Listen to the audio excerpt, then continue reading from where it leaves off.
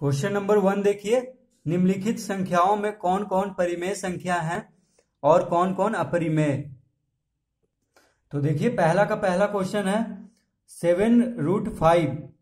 ठीक है, तो देखिए 7 क्या हुआ यहाँ पे, 7 हुआ परिमेय संख्या और √5 हुआ अपरिमेय। तो परिमेय और अपरिमेय संख्या जब गुना होता है तो गुणनफल क्या आता है, अपरिमेय। तो ये कौन सा है, ये है अपरिमेय। तो यहां पे लिखेंगे, ठीक है, 7√5 हुआ, 7√5 हुआ अपरिमेय। तो देखिए दूसरा 2 + √3 है, तो ये भी अपरिमेय हुआ। कैसे हुआ, देखिए 2 क्या है, परिमेय संख्या, और √3 क्या है, अपरिमेय। तो परिमेय और अपरिमेय को जोड़ते हैं तो उसका रिजल्ट क्या आता है, अपरिमेय। ठीक है, ये दोनों मिलकर के देखिए परिमेय और अपरिमेय यहाँ पे जोड़ा हुआ है, तो इसको और आगे हम कुछ जोड़ नहीं सकते हैं, बस इसको लिखेंगे 2 + √3। तो ये दोनों मिलकर के हो गया अपरिमेय। यहाँ पे भी देखिए 21 क्या है, परिमेय संख्या है, और √2 क्या है, अपरिमेय संख्या। तो अपरिमेय जोड़ परिमेय संख्या क्या होगा, अपरिमेय। ठीक है, देखिए √2 + 21 को अब आगे कुछ और नहीं कर सकते, बस इसी तरह इसका यही रहेगा इसका आंसर। इसमें देखिए 4 में पाई -2, तो पाई कौन सा संख्या है, पाई है अपरिमेय संख्या, लेकिन 2 है परिमेय संख्या। तो अपरिमेय में से परिमेय घटेगा तो क्या आएगा, अपरिमेय।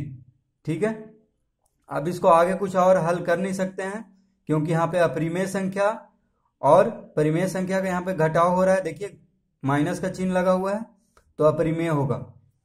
यहाँ पे देखिए भागा हो रहा है तो परिमेय संख्या है 7 और अपरिमेय संख्या है √5। तो जब परिमेय और अपरिमेय संख्या का भागा होता है तो उसका आंसर क्या आता है, अपरिमेय संख्या। तो इसका आंसर होगा अपरिमेय। देखिए यहाँ पे परिमेय और अपरिमेय का गुना हो रहा है। ठीक है, तो परिमेय संख्या हो गया 2 और पाई हो गया अपरिमेय संख्या। तो परिमेय और अपरिमेय संख्या का जब गुना होगा तो उसका आंसर आएगा अपरिमेय। ठीक है, देखिए यहाँ पे जोड़ भी हम लोग देख लिए कि परिमेय और अपरिमेय का जोड़ अपरिमेय होता है, घटाव भी देख लिए परिमेय और अपरिमेय का जोड़ अपरिमेय होता है, गुना भी देख लिए और भागा भी देख लिए। ठीक है, अब देखिए 7 में, तो 7 में कुछ अलग दिया है। यहाँ पे देखिए परिमेय संख्या है ये 3, √23 है अपरिमेय। ठीक है, तो ये दोनों मिलके 3 + √23 हो गया क्या, अपरिमेय संख्या दोनों मिलकर के। लेकिन यहाँ है √23 घटा भी है तो ये हो गया अपरिमेय संख्या। तो देखिए अपरिमेय संख्या ये 3 + √23 में से √23 घटा, यानी दोनों अपरिमेय संख्या हो गया, ये पूरा मिलकर के अपरिमेय संख्या हो गया और ये हो गया अपरिमेय संख्या। तो आप देखते हैं कि अपरिमेय संख्या से अपरिमेय संख्या घटता है तो इसका आंसर परिमेय आता है कि नहीं। तो देखिए इसको हम लिखेंगे 3 + √23 - √23। देखिए ब्रैकेट हटाएंगे, ठीक है, ब्रैकेट हटाएंगे तो -√23 साथ में हो जाएगा। ठीक है, ब्रैकेट हटाएंगे तो कोई फर्क नहीं पड़ रहा है, बस चिन्ह वही रहेगा क्योंकि ब्रैकेट इधर है, माइनस के पहले है। ठीक है, इधर अगर ब्रैकेट रहता तब इसका चिन्ह बदलता। तो देखिए चिन्ह वही रहेगा, ये प्लस में है तो प्लस में ही, ये माइनस में है तो माइनस में। तो देखिए प्लस √23 है, यहाँ पे -√23 है, तो प्लस माइनस क्या हो जाएगा, खत्म हो जाएगा। क्या आएगा इसका आंसर, 3। 3 क्या है, परिमेय संख्या है, तो यहां पे हम लिख देंगे परिमेय, यानी 3 + √23 - √23 क्या हो गया, परिमेय। ठीक है, हल करके हम देख लिए हैं तो यहां पे कॉमा दे देंगे। ठीक है, अब देखिए 8 में, अब देखिए 8 में है 3√8 या हिंदी में 3√8 बटा √2। ठीक है, इंग्लिश में इसको ऐसे बोल सकते हैं 3√8 / √2। तो देखिए पहले हम क्या करेंगे, 8 को जो है √2 के जैसा करेंगे। तो देखिए यहां पे लिखेंगे हम 3 √8 को हम लिख सकते हैं 2 × 2 × 2। देखिए 2 दूनी 4, 4 दूनी 8 होता है। ठीक है, तो इस तरह से हम लिख सकते हैं रूट 8 को। ठीक है, बात बराबर ही है, 2 गुने 2 गुने 2 लिखें चाहे रूट 8 लिखें, बटा कितना है रूट 2। ठीक है, नीचे रूट 2 है तो इसको नीचे ही लिख देंगे। अब देखिए, अब हम इसको 3 गुना रूट 2 गुना रूट 2 गुना, इस तरह से हम लिख सकते हैं। देखिए तीनों, 2 जो है रूट के अंदर है तो उसको हम बाहर अलग अलग करके अलग अलग रूट लगा के लिख सकते हैं। रूट 2 गुना रूट 2 गुना रूट 2 बटा रूट 2 नीचे है। ठीक है, कोई फर्क नहीं पड़ रहा। देखिए रूट 2 गुना रूट 2 गुना रूट 2 अलग अलग करके लिख सकते हैं इस तरह से। ठीक है, तो अब देखिए रूट 2 से रूट 2 क्या हो जाएगा, खत्म हो जाएगा क्योंकि भागा हो रहा है। तो क्या बच गया यहाँ पे, तो देखिए इसको अब हम लिख सकते हैं 3 गुना रूट 4। ठीक है, 2, देखिए रूट 2 गुना रूट 2 कितना हो जाएगा, रूट 4, 2 गुना 2 4 होगा और रूट लगा हुआ है दोनों में तो रूट 4 हो जाएगा। तो ये हो जाएगा देखिए 3 गुना रूट 4, यानी 4 का वर्गमूल क्या होता है, तो देखिए जब रूट में हो तो उसका वर्गमूल लिखते हैं।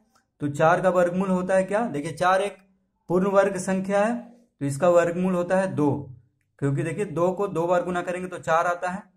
ठीक है, यानी 4 का वर्गमूल हो गया 2 और 2 का वर्ग हो गया 4, तो रूट 4 बराबर हम क्या लिख देंगे 2। तो इसका आंसर देखिए क्या हो गया, 3 दूनी 6। ठीक है, 6 क्या है, परिमेय है, तो हम यहां पे लिख देंगे कॉमा देके परिमेय। ठीक है, यानी जो क्वेश्चन दिया हुआ था देखिए ये कौन सा संख्या है, परिमेय। ठीक है, नीचे हम लिख दिए हैं, इसके सामने भी आप लिख सकते हैं। तो आंसर ला करके ही पता चलेगा कि परिमेय है कि अपरिमेय है। ठीक है, तो आंसर के पास हम परिमेय संख्या लिख दिए हैं। देखिए यहां पे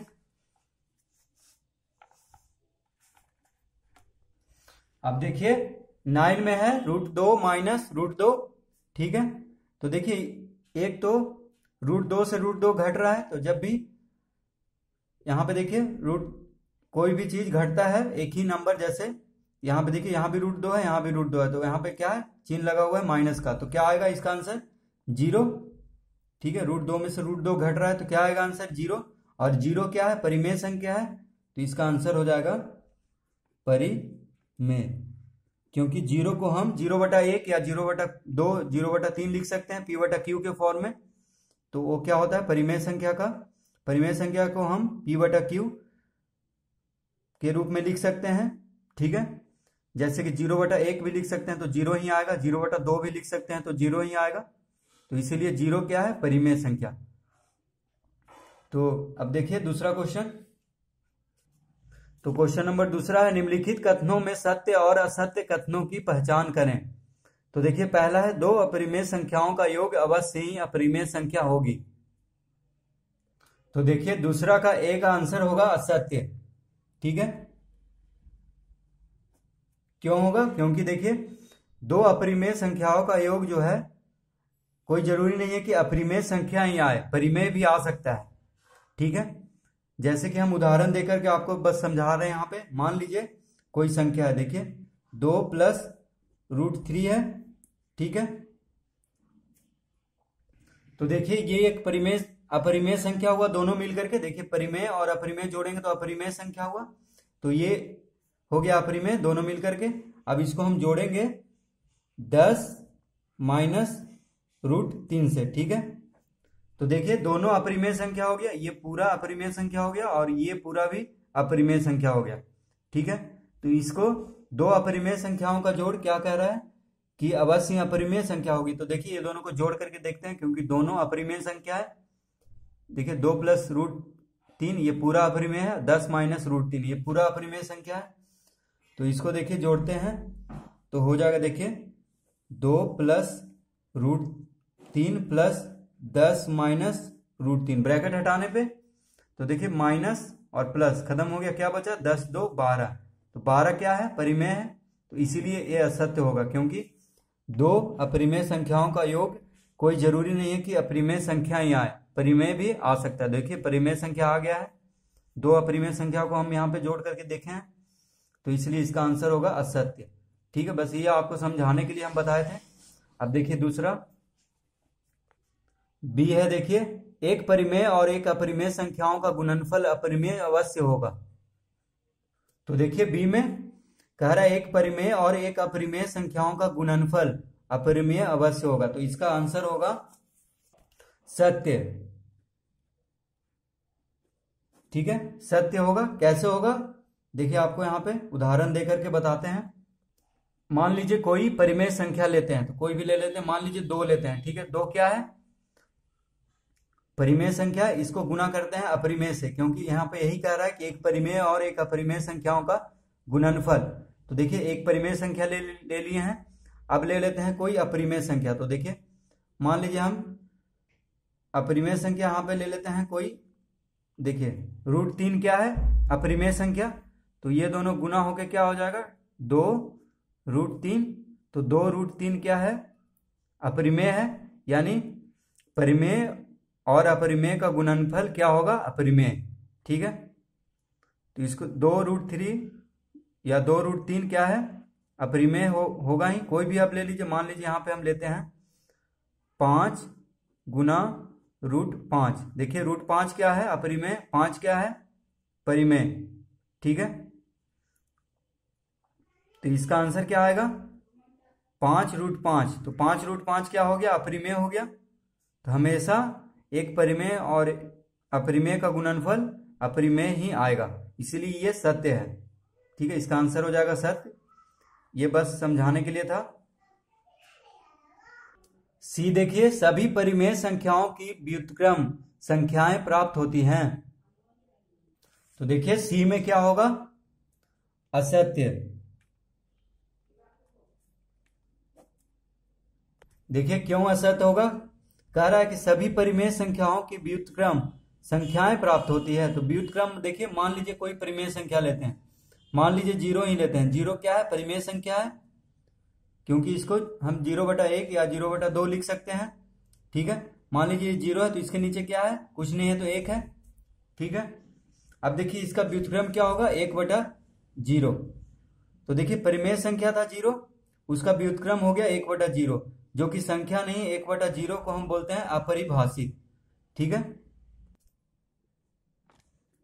अपरिभाषित। ठीक है, यानी इसका जब भी कोई भी संख्या 0 से अगर विभाजित हो रहा हो तो उसको अपरिभाषित बोलेंगे।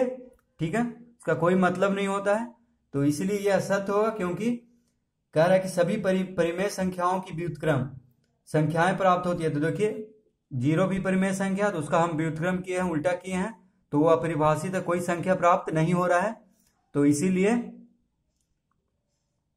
ठीक है 1/0 क्या है? अपरिभाषित है, तो इसीलिए ये क्या होगा? असत्य, क्योंकि ये असत्य कथन है, 0 पे लागू नहीं हो रहा है। 0 भी परिमेय संख्या है, उस पे लागू नहीं हो रहा है, तो इसीलिए इसका आंसर होगा असत्य।